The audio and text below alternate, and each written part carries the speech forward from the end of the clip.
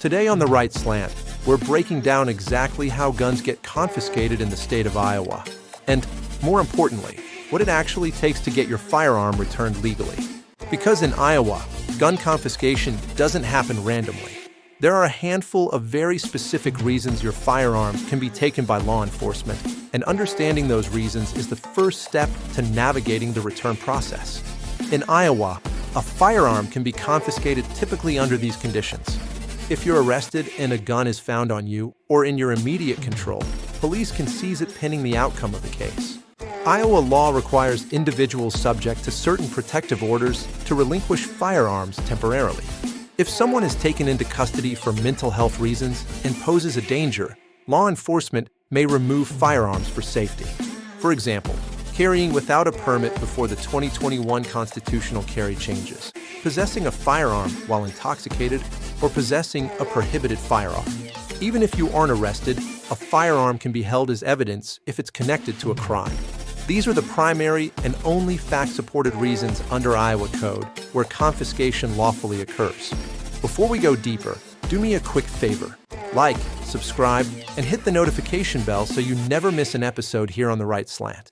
We break down firearm law in every state. Fact only, no spin. Now let's walk through the exact return process in Iowa if your firearm has been confiscated. Iowa law is very procedural and requires that you meet every requirement before a gun is released. Iowa law enforcement cannot return a firearm if the owner is legally prohibited from possessing firearms, the firearm is evidence in an active case, the firearm is contraband. The firearm will not be returned until charges are dismissed, you're acquitted, your sentence or probation is complete, a protective order has expired or been rescinded.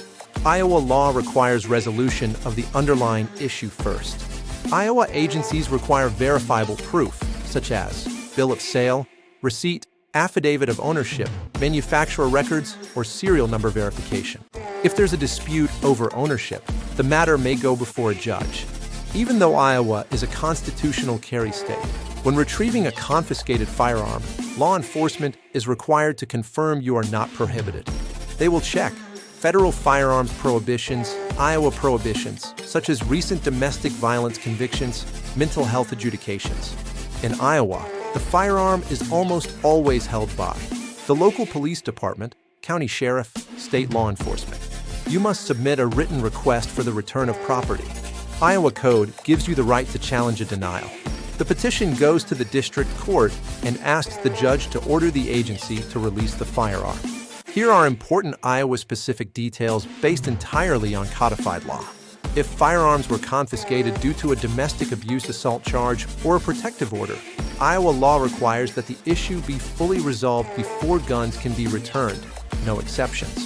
If a firearm was removed due to mental health commitment or emergency custody, you must provide legal documentation showing you are no longer a danger, the commitment has ended, no firearm prohibitions remain.